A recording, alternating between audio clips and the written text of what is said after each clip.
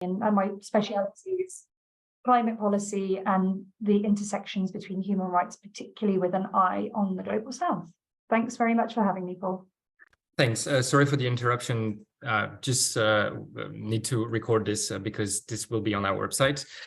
So for anyone who'd be listening to this recording, welcome. We've just introduced both of our speakers, Emily Inola Stewart, who's working for the Open Society Foundation, and Stephanie Ricciani, who's working for the Equinox Initiative for Racial Justice. So today we're going to be talking about raw critical materials. And I know that it's not necessarily a topic that anyone is familiar with. So the point is of today is for me to start with an introduction. What this is, what they come from, and what does the material play in the energy transition. Stephanie, I will then give you the floor so that you can maybe define the notion of green colonialism and how and to what extent it is linked to raw critical materials. And then maybe you can give us an overview of what our, and when I mean our, I mean in Europe and in the EU specifically, green transition has an impact on local population of the exporting countries, and to what extent it also relates to migrations. And finally, Emily, I'll give you the floor for the closing statement. Because recently the European Commission has come up with a proposal for a Critical Raw Material Act. And well, since you've been a lot involved in EU law, I was hoping that you would walk us through the purpose and gaps maybe of this legislation, talking also about the adoption process through the European Parliament, because it's not because it's being proposed that it will be voted, and eventually touch upon also the difficulty of actual implementation within the member states. And of course, at the end, we'll have a place for Q&A. Before we start, I really want to emphasize that this kind of workshop is purely educational. And so it is the best place ever to ask questions. And I really want to emphasize, even though it's been said a lot, but there is no stupid question. So if there are things that you haven't understood, it's possible that we went over it too quickly. So we can repeat, we can go over, and we can explain things that we haven't necessarily discussed sufficiently. So don't be afraid to ask questions. I cannot see the chat right now, but as soon as I'm done with my introduction, I'll look for them, interrupt the speakers if needs be, or we can have them at the end of the session. So, critical raw materials, what exactly are we talking about? Well, mostly we're talking about minerals.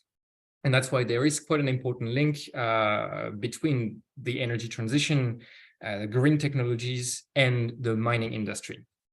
They are defined by the European Commission itself as strategic for the development of certain sectors, such as renewable energy, digital, space, and defense.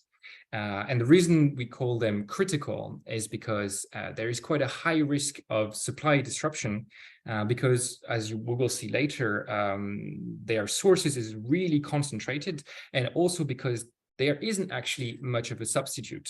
These critical materials have been chosen and used in the technology we use to decarbonize our industries and our economy for a purpose, because they each have certain properties which are very complicated to replace. So this is just to give an overview. I myself, for most of them, since I'm not a scientist, they don't mean much to me.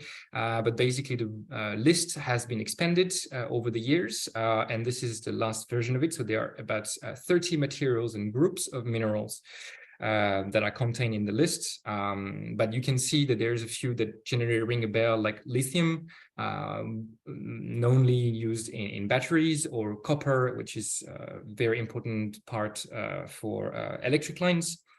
And so, yeah, we will see to what extent these are important for the energy transition itself. So the reason I wanted to have this webinar today and talk about this topic is to give the hidden side of the green transition, Because it feels like in the media or in general, when we talk about like transition of energy, it's only, oh, we're going to replace one source of energy, which is dirty, coal, fuel, and gas, with a cleaner energy. But the problem is that we chose these fossil fuels for a reason. It wasn't just an evil decision that we will just rely on dirty sources. They were actually very energy dense, which means that you actually didn't need much to create a lot of energy. And so if you switch to a different source, then you will probably have to rely more on these critical raw materials that are in the earth. And what I wanted to show with this graphs that's coming from the International Energy Agency report is that if you take a conventional car, for example, a thermal car, well, in terms of minerals, it's basically 6 times less as demanding as an electric car. And if we make the comparison now between a natural gas power plant, and an onshore wind one, this is a 9-fold increase. So there is quite a cost in implementing these legislations that we are aiming to implement. Just as a reminder, the current target for renewable energy development in the EU is of 42.5 by the end of the decade, whether right now we are about at 22%, if not mistaken. And so what I wanted to say is that it's not just about doubling the amount, but this actually has a cost. And this is another graph also from the International Energy Agency. And what I wanted to show with this graph is that if we say that, okay, we are now at 22% and we want to go all the way to 42, does that just mean that we are doubling the amount of solar panels and wind farms? Well, actually, no. As you can see, in the end, the generation part of this whole equation is quite small. This is just at the very bottom, the 3 last lines, solar PV, wind, and other low carbon generation. What is the most consuming in terms of raw critical materials is everything else. It's going to be the electricity network. It's going to be the batteries for storage, the electric vehicles. And this is something that really needs to be kept in mind, because not only are we increasing the amount of renewable energy we have in our mix, but we are also introducing a higher share or variable energy, intermittent energy, which doesn't produce continuously like other sources would, including nuclear, gas, coal, and diesel. And that creates some uncertainty and potentially some problem of flexibility within the network. And one of the ways to mitigate this intermittency is to give the possibility of the operator, so the company who is owning the electric line, to, instead of simply adjusting the production side, also have some wiggle room on the consumer side. The point is that with new technologies, with artificial intelligence and algorithm, there can be machines capable of adjusting both sides to have a constant and perfect frequency on the network. But that also requires even more of these raw materials, because the appliances that we need for achieving such purpose is going to be smart fridge or smart thermostat or smart meters. And all of them need electric circuits and digital devices and data center to store all of the data that will be handled. So yeah, for the context, energy transition isn't just about doubling the amount of wind and solar, but there is an entire infrastructure that needs to be built, created, and this will mean that just in Europe, we're going to need so much more of these raw materials. And that's kind of what I wanted to touch upon today. Just to give you an idea, this is coming from the European Commission website, and you see that between already 2020 and 2030, to achieve our objective, it's not just doubling the amount of aluminium or doubling the amount of copper. It's going to be much more than that. It's sometimes triple, quadruple the amount. And to finish my introduction, which already has been too long, and kind of sliding into Stephanie's parts, what we can see is we still have quite not that many sources of these materials in the European soil. And so most of it has to be imported, which after the Ukrainian war obviously shows that being dependent on foreign export is not always a good idea.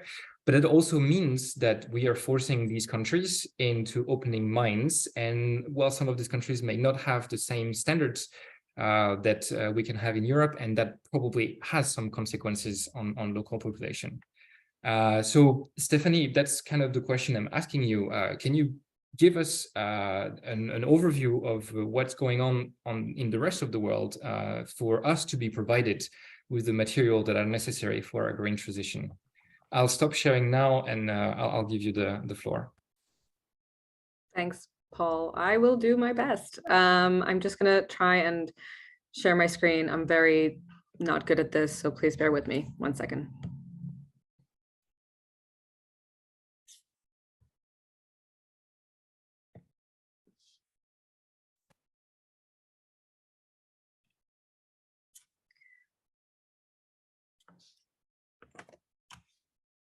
Oh, well, that didn't work at all. You should have at the bottom share your screen among all the buttons at below your all the people who are in the chat.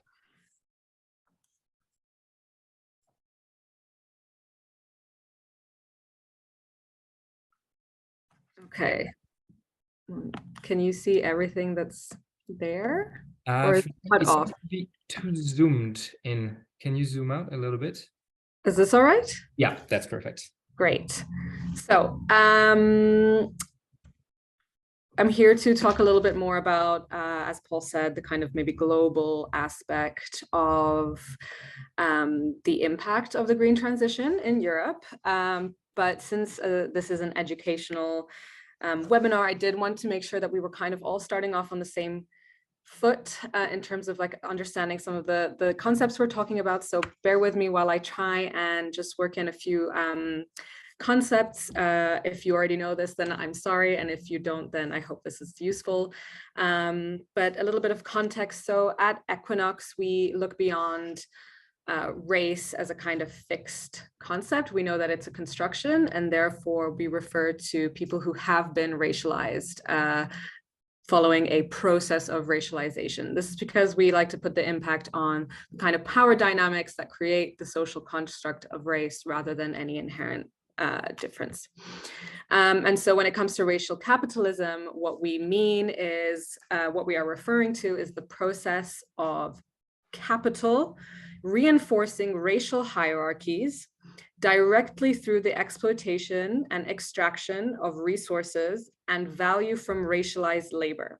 This can be in Europe, this can be globally, as the kind of underpinning thing is that it is for the profit of the capitalist ruling class.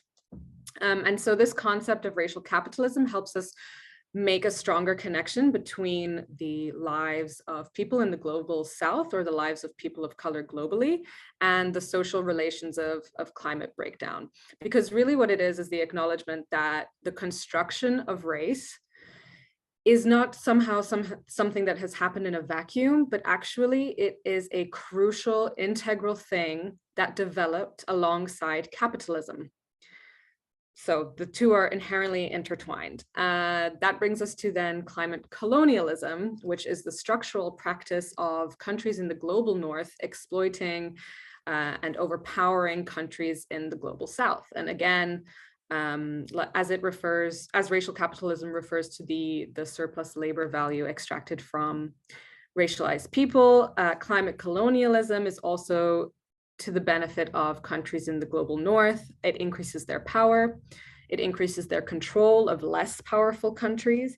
And this all happens now under the kind of guise of reducing carbon emissions or building green technology, or helping the climate crisis. But what it actually involves is the public and private acquisition of land, the unequal distribution of extracted resources, pillaging, harm, violence, And then environmental racism is the reality caused by this, which is that minority populations all around the world will face the worst effects of environmental hazards and of climate change.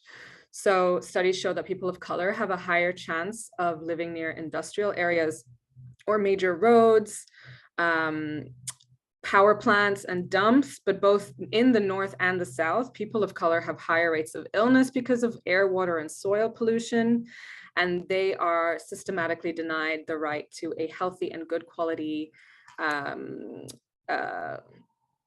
quality of life. So yeah, sorry. So what that tells us is that all of these struggles are interconnected. The climate crisis will exacerbate existing social inequalities. It threatens water systems, food sovereignty, energy access, and everything that kind of already depends on giving you like a real chance in life.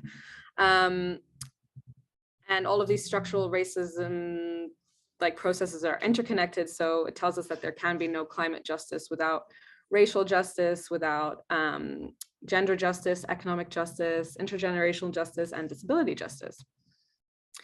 So maybe for just a quick overview of current EU policy as to where we stand at the kind of division of these two things, we've got the European Green Deal, and part of that is a just transition mechanism. And separately, we have the EU Anti-Racism Action Plan that was launched in 2020 following the Black Lives Matter protests. So what we have is a situation where EU policy does actually somewhat recognize that there are vulnerabilities around the green transition, but there's no real acknowledgement of the historical source of this, or there is also no specific attention on the impact on racialized communities in the EU and globally. So the European Green New Deal is almost kind of neutrally referring to, we as humans have already changed the Earth's climate, we have degraded these ecosystems, but who is we exactly? And this kind of neutrality, apolitical narrative is very, very strange for a crisis that was directly linked to a proven historical record of colonialism and exploitation. And just because it includes a just transition plan doesn't mean it actually addresses the true needs for a just transition.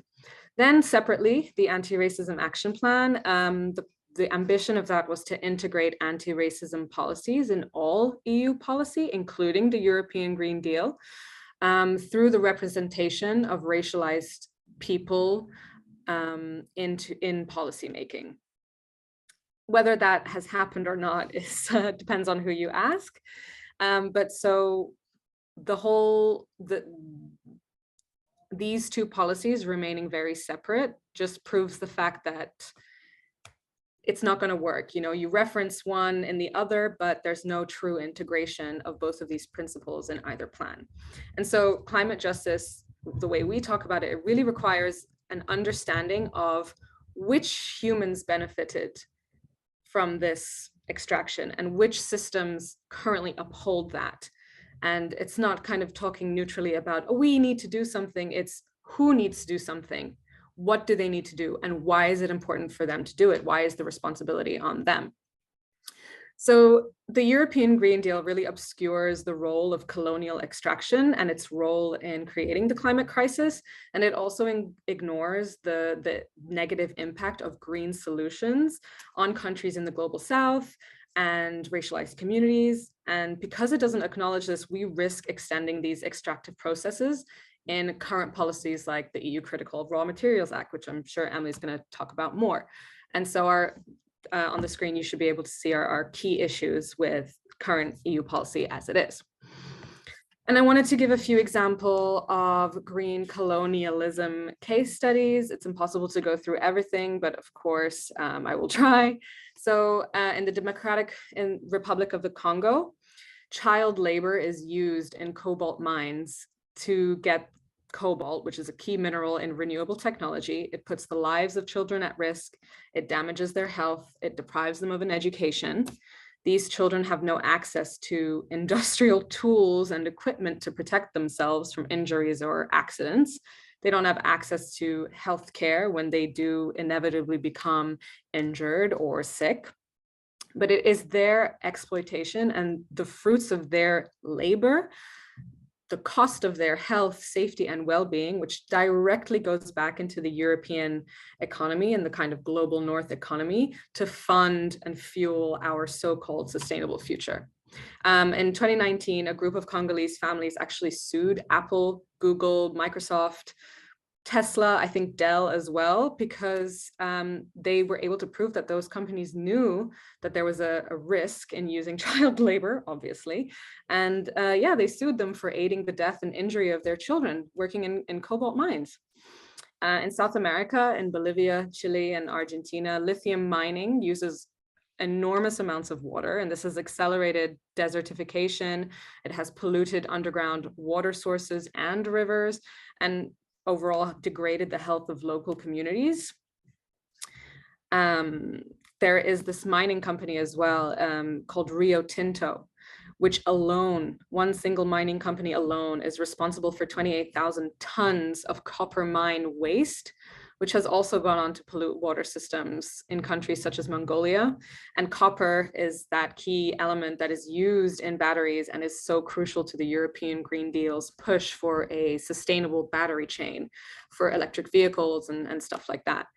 Another key case that I wanted to mention was that when racialized communities try to resist this exploitation or over extraction of their communities and their land and resources, they're often attacked. So environmental human rights defenders, often from indigenous communities, are threatened, persecuted, and even killed in the global South because multinational companies still want to benefit economically, and they are ready to kind of mow down anyone who's in their way. And I wanted to really drive the point home that although we're really focusing on the global South today, this does also happen within Europe. For example, Arctic Samis in the Nordics are on the front lines of climate change too, and they face the degradation of their environment and their livelihoods. Their ancestral languages are at risk because of the exploitation of their traditional lands, which are also rich in resources and sometimes even just raised down to make room for wind farms or solar farms. And so they actually have a specific thing where they, in Europe, experience a double standard of racism and pressure from this exploitation, but also from within the environmental movement, which doesn't always integrate their perspective, sadly. And just to really put not too fine a point on it, something that is really terrifying is this estimate from the World Bank that the production of minerals needed for a clean energy transition could increase by 500% by 2050. So that kind of reflects a little bit about what Paul said in the beginning of like, we are going to need this stuff. How are we going to get it? How can we make sure we're not harming anyone in the process? Well, that's kind of the question. So just because we go for clean technology does not mean we have an ethical and fair system of extraction. So all of these kind of green initiatives from the EU, from the UN, from Canada, they are an extension of racial capitalism disguised as green growth. And so that's really the issue here. Green growth is somewhat of an oxymoron. So these kind of silver bullet green solutions of renewable energy and new technologies, what it does is actually just trap less powerful countries into a spiral of debt and reliance on global North countries, even though they are the ones providing the primary resources to fuel our green transitions. And this only reinforces the asymmetrical power dynamic between the global North and the global South that already existed because of, historical colonialism. And to kind of maybe bring a separate element in is really, I want to talk about how this connects with migration. So we're back again at the slide of the overview of current EU policy. And the last one that I added at the bottom there is the EU Migration and Asylum Pact. And I'm sure you can already kind of tell the link between the European Green Deal, the EU Anti-Racism Action Plan, and the EU Migration and Asylum Pact. So unfortunately, not everyone can see that link, and the EU does not actually take the initiative to meaningfully address the relationship between the climate crisis and global migration. It literally just refuses to really acknowledge that there is a direct link between the climate crisis and migration flows. And because the climate crisis fuels social inequality, but also political instability and environmental instability, there has been a drive of racialized communities relocating, crossing borders, because they need to find somewhere safe where their basic needs are met. If your water is polluted and your air is polluted, you will move to find, very quite simply, clean water and clean air. You know, you're going to move to find permanent shelter, regular access to food and food systems, healthcare. So knowing all that, they still really don't bring all of these policies together in a way that is really effective. And just as the EU Anti-Racism Action Plan is quite divorced from the European Green Deal, the EU Migration and Asylum Pact, and in general, EU migration policy is also really separate from green policies and anti-racism policies. There is currently no agreed upon international legal definition of climate refugees, not by the EU, not by the UN. We're all talking about it, but there's not an internationally agreed legal definition, even though the UN estimates that we could have up to 1 billion climate migrants by 2050. So 1 billion people displaced by the impacts of climate change. And so all this is happening in the backdrop of an increasingly militarized EU external border. So this is kind of taken from another report we have on migration, which really sets this out in further detail. But these inhumane migration policies, which we have seen, we're no stranger to them, they are building up something that we call Fortress Europe, and they are only on the rise. They're really not stopping. It has been accelerated with the war in Ukraine, with extra equipment and new surveillance technologies and you know, very like violent tactics used against migrants coming to Europe to escape not just the war in Ukraine, but any war. And with national elections coming up in a few key countries, for example, there's an election, I think this month in Spain, where there is a risk of a swing to the right. And also the EU elections next year in June also have a risk of swinging even more to the right. This is now the time where it's really, really important for us as civil society, as activists, to merge our movements together. We need to merge the climate movement with the anti-racism movement, with the social justice movement, decolonial movements, all of this stuff, because our struggles are interconnected, and with a far right on the rise, we're all at risk from every angle. On the screen, you can just see like a couple of our recommendations from our climate report to the EU on its European Green Deal policy. But I think you can tell that we're a bit far away from those becoming reality. I don't know if you attended recently the Beyond Growth Conference. Some of you may have attended or watched it online, but there were opening speeches at a conference about moving away from a growth system of economics. And it had opening speeches by, I think, Roberta Metsola and Ursula von der Leyen, that we're still pushing for green growth, still pushing this myth of we can have green growth. We can get all of these natural resources. We can do it in a way that is good for everybody, but that's just not possible. And that was really reflected in the final speeches by youth environmental activists, who kind of did a protest in the middle of the at the end of the conference, and really drove the point home that there is no decolonial perspective, there is no anti-racism perspective, there is no migration perspective at the heart of EU policy. And so, yeah, once again, it's especially crucial to build a coalition between all these movements. This is something that we try to work on. So if you're interested, please get in touch. And just a little reminder, climate justice is racial justice, is social justice, is economic justice. Hope that wasn't too long. Thank you. Thanks. That was definitely a lot to unpack. So I want to also open the floor. I'm going to just take the floor for just a few minutes. In the meantime, if you have any questions on what's been said, I just put it in the chat. But I wanted to say that it's a really great thing that you mentioned the European elections, and especially in front of a floor of younger people. This is something that we will definitely have to talk about because there is not sufficient turnout in the elections from the younger voter. And so the fact that you bring this link between the green transition and the migration issues, this is really, really important, and this is something that will have to be covered during the campaign.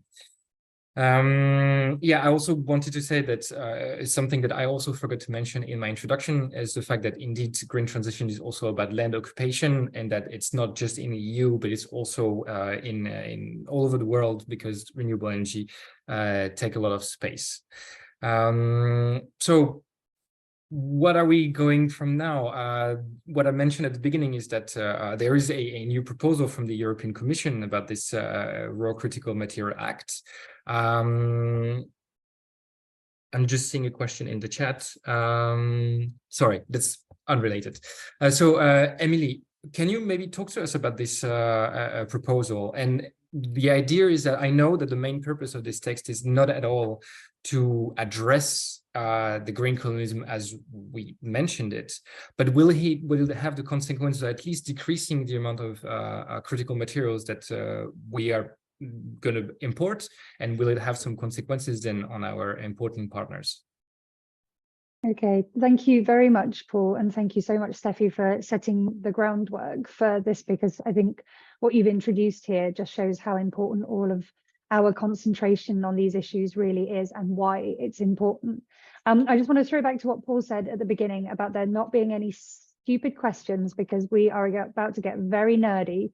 I have worked in European policy for 8 years, and I still find myself finding things out, finding new mechanisms. So do not feel silly if you want to ask a question clarifying about a term, if I skip over it too quickly, if I use an acronym that you don't understand, it's very easy to do. So please go ahead, ask questions, and you're very welcome to follow up afterwards as well. If you are lying in bed tonight and think, oh, I should have asked this, please do get in touch. So we're going to talk about the Critical Raw Materials Act, which is a new act with an ancient concept underpinning it in the EU. First of all, what do we mean by an act? Well, in this case, what we're talking about is a regulation. That means something that member states have to do according to the Commission, and a communication, which is essentially the wish list of the Commission, how it would like it to be implemented in an ideal world, and giving a bit the background to it.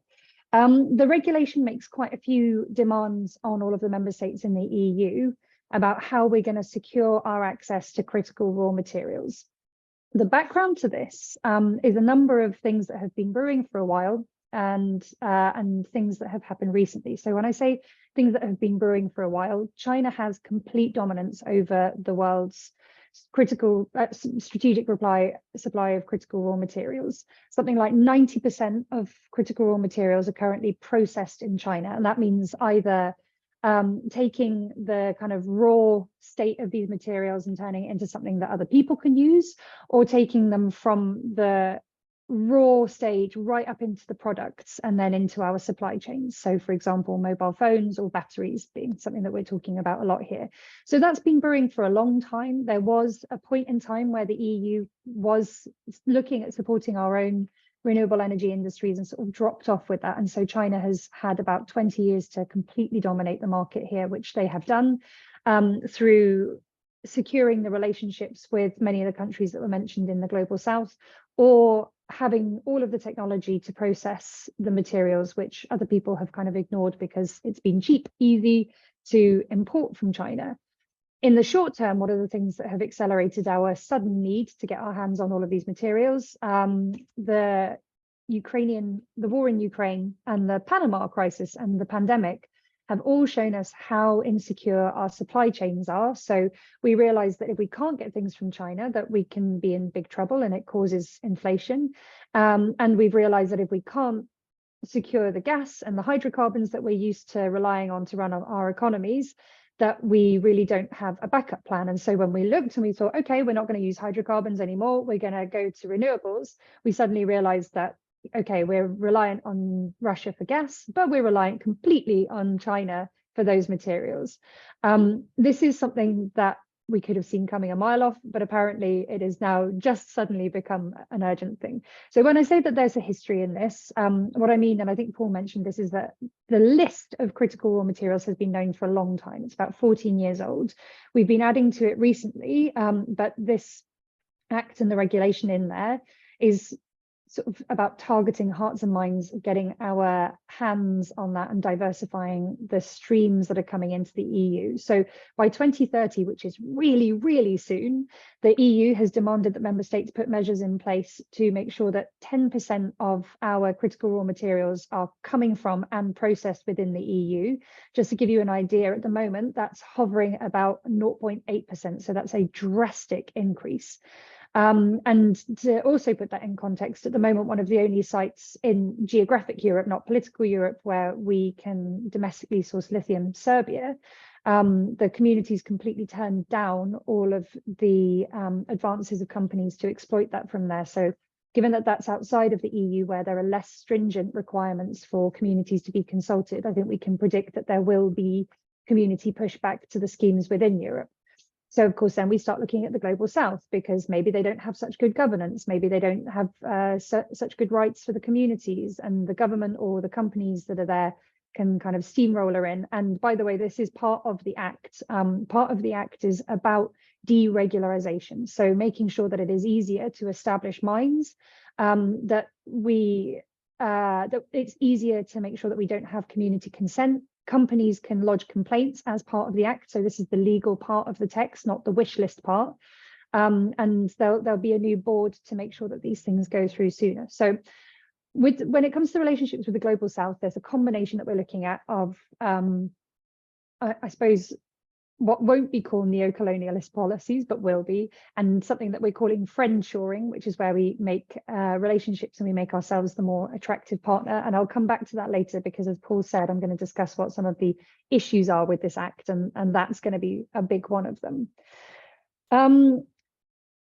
So I also wanted to come back to something that Steffi said about the environment community, because I think it's interesting here that there is a tension between the climate community and the environment community on this one. And this is also kind of about the ancient history of how this act came about, is that the climate community has been pushing for renewables for years. Of course they have, because renewables do decrease our carbon footprint. But climate and environment aren't necessarily one thing. And where we might be reducing our carbon footprint, we're massively increasing our environmental footprint. And the climate and environment aims are also in deep contradiction to some of the social and human rights aims that Steffi so clearly outlined is exacerbated by extractivism. So where is the act at the moment? Well, it's, as I mentioned, it's going through rather quickly, and that is both partly by accident, in that the EU has been sleeping on this policy, and partly by design, because the quicker these things go through, the harder it is for civil society to gather themselves up and mount an opposition. So the Commission released the act in March of this year, and it is highly unusual for the Commission to release a draft and for it to already be only a few months later, pretty much at the end of being voted through in the European Parliament's committees. So the parliamentarians have had a chance, a very quick chance, to scrutinise the text, to introduce amendments, and all of the key committees that have been looking at that will be done with their voting by the end of this month. There is some areas where some protective text has been introduced. So there are parliamentarians who are looking at these issues around neocolonialism and extractivism, and there are people who are trying to introduce safeguards such as prior free informed consent for communities, the kinds of safeguards that European communities in theory should have to be able to turn down these projects themselves, and hoping to introduce them to the global south. So the Parliament will probably be the tempering aspect in this. When they have finished voting through all of their amendments in the committee phase, in September it will be sent to plenary. Plenary is where the entire Parliament gets together and looks at all of those amendments and decides which of those to adopt into the Parliament's final position. So that will happen in September. Again, this is by design because a lot of the parliamentarians are away during summer. A lot of people are away during summer. It gives everybody a lot less time to scrutinise the texts and to come up with positions which they can advocate to the parliamentarians for. So that will be voted through in September. At the same time, the council, and that's the body that make up the representatives of the current member state governments. So the council are all scrutinising this, and they have to also come up with a position. They're being pushed to do so as quickly as possible. And there are some divisions within the council, particularly on these themes of where we're going to be sourcing things from, what will those relationships look like, that do have the potential to slow things up. However, in terms of the risks that Steffi identified, I think we should ring a big warning bell, which is that the council is being very clear that they want to make sure that as much of the processing as possible is done within the EU. So the Act is asking basically by 2030 that no more than 65% of our critical raw materials are being either mined or processed by China. So what the council is basically asking is that all of the mining will happen in the global south, but all of the processing, and this is potentially the higher skilled jobs, will happen in the EU. Now, that's quite difficult because we actually don't have that processing facility capacity at the moment. But I think what member states understandably have their eye on is that we have promised through the Green Deal for the last 5 years that there'll be green jobs. And many of those have not yet come online. And there's potential here for these to be green jobs in so much as they're part of the renewables value chain. But all of the work is done, the highly skilled jobs, the jobs that will require robust health and safety, that's done in the EU. So what we're essentially asking of third countries is, we'll do the dirty mining with you, but we'll have all of the real value chain with us. So clearly that's got some social and human rights implications, but it also has further environmental human rights implications, because if we are shipping huge mounds of dirt to Europe across, from Central Africa, from South America, then the shipping emissions associated with that are going to be absolutely massive. So there's all of these trade-offs that haven't really been thought through about, how much these the renewables that we hope will be the end product of these processes are really going to help us achieve our big aims of cutting down climate change and making the planet livable for all of us, not just a sort of green island in the EU. And my feeling is that one of the things that hasn't been thought about is, if we simply cut emissions in the EU, but they go up in the rest of the world, the EU is not protected from climate change. Obviously the worst effects of it are happening first in the global south. But as we've seen, in previous years with the floods in Germany, there's desertification happening in Spain. We're not immune to the things that we are doing in the rest of the world. And this, right now, the Act and the way that it's written could exacerbate issues much in the same way as biofuel policy did in the past. So the council is considering this at the moment, and once the council and the parliament come to their decision, they will have a conversation with the commission again, which is something known in EU jargon as a trilogue, and then the final EU position will be put together and a law will be transposed to the member states about the aim for it, but they'll largely be left to decide how they're going to achieve this.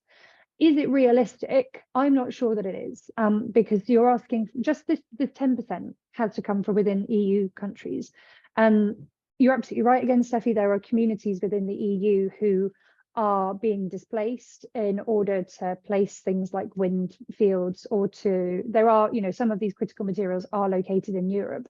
But I think that we'll find more and more that there will be robust robust community efforts to push back on mining projects, which, as we know, contaminate water, soil, and displace communities. So that 10% will be potentially quite a difficult point for member states to reach in and in itself. And then the other part of it, they're expected to achieve through these new relationships. So there's something that the EU's put in place called the Global Gateway Project, which is supposed to facilitate some of these conversations. But there's also a number of trade deals in the works, not least Mercosur, which you may know about, which will be with South American countries, which the EU hopes will grant us access to the critical materials. The problem with this is one, trade deals within the EU are notoriously difficult to guess when they're going to conclude. And there are some sticking points within Mercosur, not least because Brazil, a large country where we currently import lots of different products from, now has a more progressive leader who doesn't necessarily want his country just being a mining basket for the EU, and would potentially quite like to have some jobs, maybe a standing forest economy within the country. So, you know, the EU might not have liked the anti-democratic practices of Bolsonaro, but it was much easier for us to mine his country and put all of our cattle there for beef. And now we have somebody who cares a bit more about the country and not just about the money flowing to the top. That could prove to be a stumbling block. Furthermore, the EU has made commitments to put sustainability and social protection clauses in their trade deals. And so it will be very interesting to see whether or not these get rolled back in favor of getting deals through with other authoritarian countries around the world.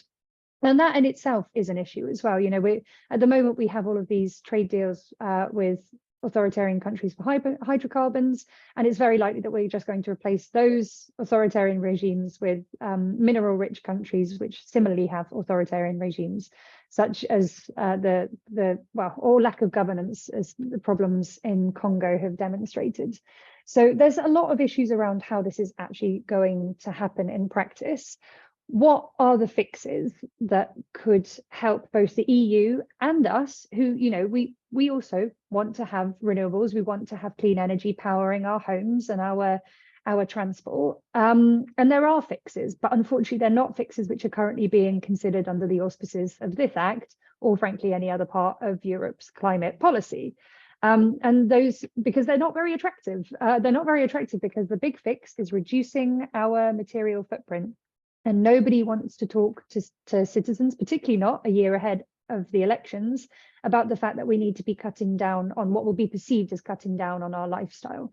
I don't agree that this is the way that this has to go. I'm a big fan of the French use of the word sufficiency to describe how our lifestyles might look, and it's about using a sufficient amount and living sufficiently within our means.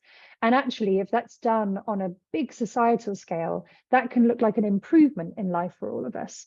It's about decoupling our welfare from growth. And one of the ways that we do that, for example, and again, this is why this is wildly unpopular, is increasing public transport. The more public transport there is out there, the cheaper transport there is for people. Generally, our lives improve because the infrastructure and the public transport improves. What doesn't improve is the profits of companies that make cars. And at the moment, what we're being told is that we're just going to roll out a fleet of electric vehicles, and we're going to replace one for every car that's currently on the road. I don't know how many of you here live in urban settings, but you will have noticed over the last 10, 15 years, the amount of cars on the road. Impossible to park. Most households now having 2 cars, sometimes 3 or 4 cars parked in their drive or outside their road. It is impossible for everybody to drive an electric vehicle. If everybody just replaced one for the cars that are currently on the road, there wouldn't be enough lithium for any other continent but Europe for the batteries. And obviously that's not going to happen because America wants to have electric vehicles and China wants to have electric vehicles and people want solar panels. So there's really difficult conversations that need to be had, which get right to the heart of profits, the way that our economies are being structured, and aren't necessarily about really improving the lives of common European people. So there's a big sufficiency aspect in this, but there is, yes, also a circular economy aspect. So there are ways that we can still have our tech, that we can still go to more electrified technology, and that involves drastically improving how circular our economies are. So at the moment, we send a great deal of the minerals that we currently export into the EU to landfill in global south countries. And again, those that are thinking about these kinds of things are thinking about asking the countries that we exported our waste to now mine those waste piles for the critical raw materials that we threw away last time, and then we'll process it in the EU. So once again, this idea that the value chain will be concentrated in the EU and the global south will kind of do the nasty, dirty part of it for us, and send us the high-tech quality jobs. And once again, I think we'll find when it comes to making trade deals with the global south that this is something that they may and should roundly reject. A little side note on that and trade deals is that I think that the EU is vastly overestimating their hand right now. Global south countries with these materials will, if they haven't already, realize quite soon that they're in the driving seat of making these decisions. And the EU might talk about how various strategic partnerships are going to look, but the reality is that we need to pay. That we need to pay more than what we're currently paying, and that we need to make sure that there is value created in the chain for those global south countries. The other thing that I think that the EU is really ignoring is that if you are a country who has to choose between China and the EU, and they're offering vaguely the same thing, you're going to go with the country where you don't have a really dodgy colonial history with, because you know what happened last time. So in all, I would say that the EU has some big hurdles to get over and some big introspection to do, to think about how they'll actually achieve these aims. And I very much hope that circularity and sufficiency will soon be part of the conversation, and that we'll be talking about reducing our material demand overall. So we've got 3 minutes to go. I have other things I could talk about. So if nobody has any questions, I'll keep going, but I'm hoping that there are some questions and that we can bounce off of those.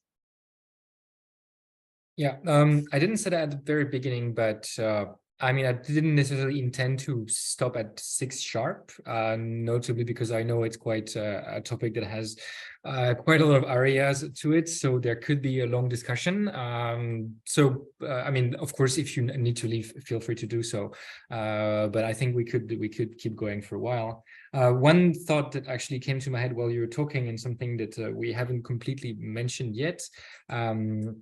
But you said that there's going to be like it's been implemented in EU law. There's the end of new fuel cars, thermal cars, sorry, by 2035, which means that all the new cars are going to be electric. And on top of the problem of finding the materials to make these cars, it means that we're going to need even more electricity, so even more of everything that we've already talked about. And we're basically closing ourselves in this spiral and this like vicious circle that's just bringing us like where we are. So there's been a question in the chat, but Steffi, you've already answered. So yeah, feel free to ask some more. Maybe myself, I had a question, Steffi, for you. Do you know, or is Equinox working in any way in proposals that would aim at finding ways, I put this into with a pinch of salt, greener mining? Is there possibilities to achieve, like still retrieve these materials that's in the earth, but like maybe reducing the impact on local ecosystems? Is this at all doable? It's not something that we're currently focused on. I think a lot of the world's resources and energy are currently going towards trying to make these extractive and exploitative processes as justifiable as possible, as, you know, PR friendly as possible, as to whether it can be done or not, whether for PR purposes or for true change. I don't know. I don't have a background in that. I think the important thing for us as civil society, and this is something that Equinox tries to do, is really counter the narrative that we will be able to sustain infinite growth in a green way. It's just simply not possible. It's not realistic. And so unless you have an acknowledgement that we are moving towards degrowth, and like Emily said, you know, this means that our lifestyles will change, especially in the global north, especially in Europe and in the West. I mean, the rest is just immaterial, I think. So yeah, sorry if that sounds harsh. No, it is. It's fine. And like this brings me, there is a French engineer which I'm following, and he says something. We will have two ways of going about with sobriety. Either it's a choice and then it's kind of smooth because we get used to it and we do it progressively, or it's going to happen by force, and then we're just going to hit the wall and we won't have a choice. So yeah, this is, and what you were saying at the beginning about the Beyond Growth conference, I also found it very scary. Like, it's energy sobriety is not part of the conversation at the EU level. This is absolutely insane. There is a great question that was asked in chat, and I think this one is going to be for you, Emily.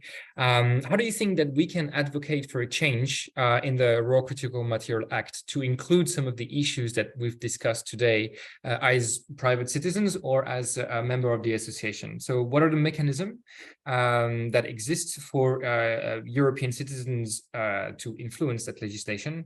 And this actually brings me back to one of the questions that was asked in the formula that we sent out to invite people for this webinar, which was the same question, but for people who are not in the EU, someone who would be affected by a mining company who is shipping its product to the European Union, and how can these people raise awareness within the European Union on their situation? A great question from Camilla. Thanks to both of you. So I think the answer is a little bit depressing, unfortunately, because as I mentioned, this is being pushed through at speed to avoid this kind of scrutiny. In a normal paced environment where this wasn't being pushed through so quickly, the mechanisms would be contacting your MEPs. You can also find out which MEPs are working on the Act itself by looking on the European Parliament website, but you can look and see who your MEPs are, contact them, perhaps your political group. So any contacts that you have, do write to these people. They do read their emails, they absolutely do. And to be perfectly honest, they're also influenced by the amount of critical mass of mailings that they get. So the more people that message them about it, the more that they feel that there is a pressure coming from the citizens.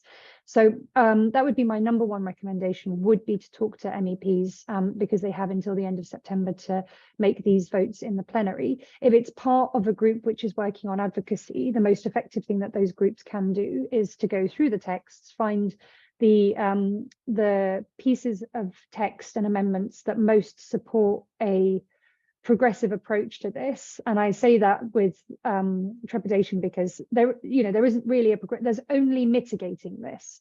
There isn't a progressive approach to how this is done. This is going to happen. There is going to be a big bun fight for resources, and all we can do is try and put some safeguards in place along the line.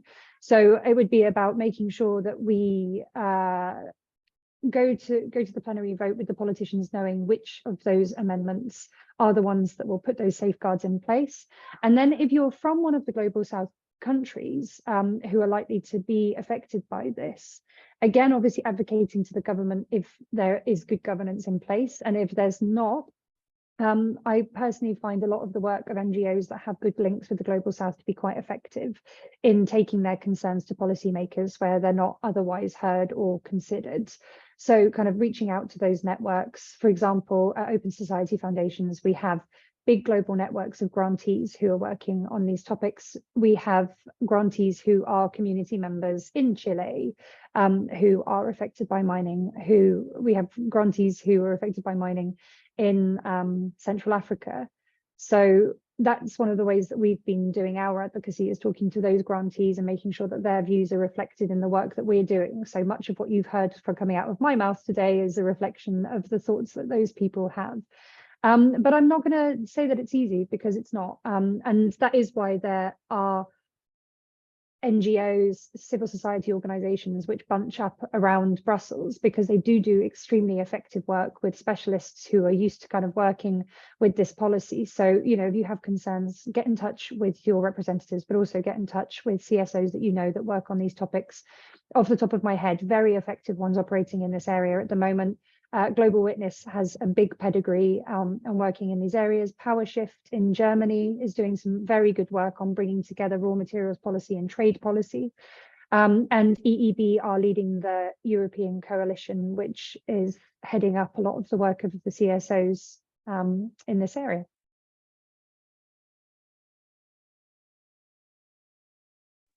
Thanks. I'm seeing the one last question in the chat, which has to do with how it is possible to bring all this like social and economic justice within the raw material debate.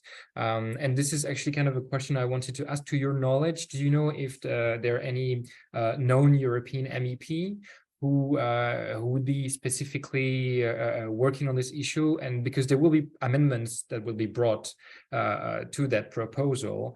And do you know about anyone who's specifically working on trying to go beyond the just like raw critical material issue, but bring in more of the social justice aspects?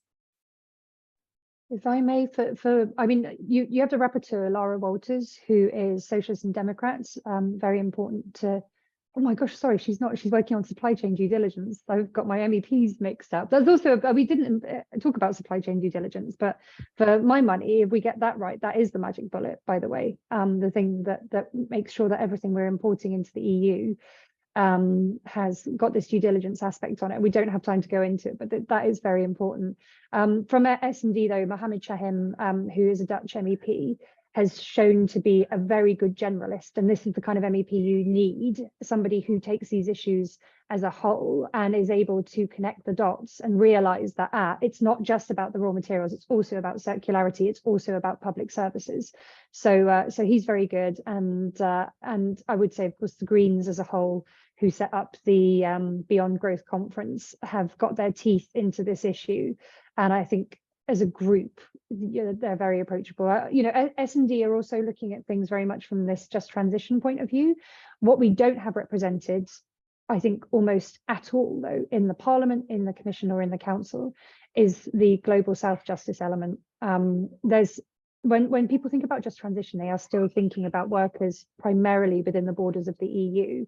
And so this idea of the EU as a bit of a green island, and it is extremely difficult to get the global justice angle into the debate, because out of necessity, the way the system is set up, the politicians are thinking about their voters and the global South don't vote for them. Unfortunately, that means that this voice is missing from the debate roundly. And what we need to get politicians to realize, and again, for my money, I would say that the next commission is going to be one that's focused on security. So we can start to draw the links between global security and making sure that global climate is stable for everybody. I think that would be a really good way to start to introduce why the global aspect of all of this work is equally important as the domestic European aspect.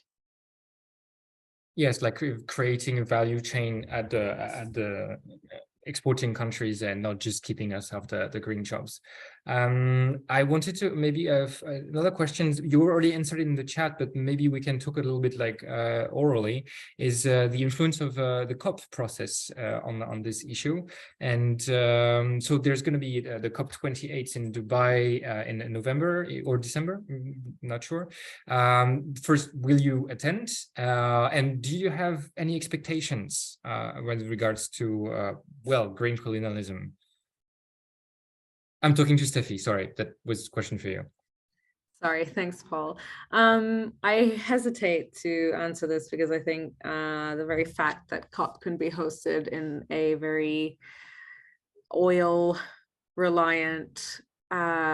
economy is just, it says it all to my mind. I think it will just lead to more pushing for mitigation and adaptation, which we do need because there are some processes of climate change which are irreversible, and so we are almost guaranteed. Well, no, we are definitely guaranteed negative consequences and adverse effects, but it's simply not enough. And it really just, to my mind, and this is a personal opinion, is that it really does not show the seriousness of this. It's a little bit greenwashing. That's my opinion. And I put a link in the chat to our response to actually the loss and damages fund, which had been pushed for by a Global South climate justice leaders. And it's not something new. It didn't just pop up overnight. This is the result of decades of work by them, which only now that it is convenient and kind of finally necessary is being brought to the table. But again, not as strong as it should be. And all of these things just really indicate yeah, I don't know. I don't think I'll be buying my ticket. That's fair. And as you said, like even the nomination of the presidency is shedding a lot of doubts on the seriousness of this. Another question that comes in, are you guys okay to stay a few more minutes, or do you have any imperatives? No. Okay, right. Then a question that I will ask you, if you can put in the chat maybe some contact, if someone would like to ask you a question specifically, where they can reach out to you.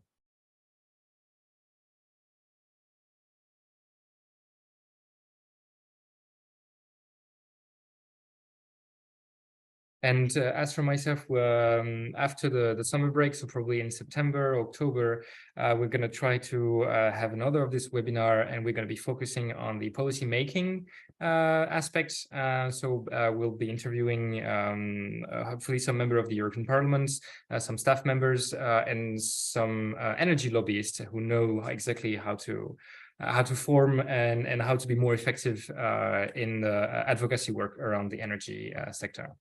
So I want to thank you both very much for your attendance. I think that was a really great webinar. I want to thank everybody else for coming in today. Well, hopefully, I hope to see you soon again in Brussels, is where we met, and best of luck for the rest. Thank you, Paul, and thanks everybody for coming. Have a good evening. Thanks, everyone. Bye. Bye. Bye. Thank you.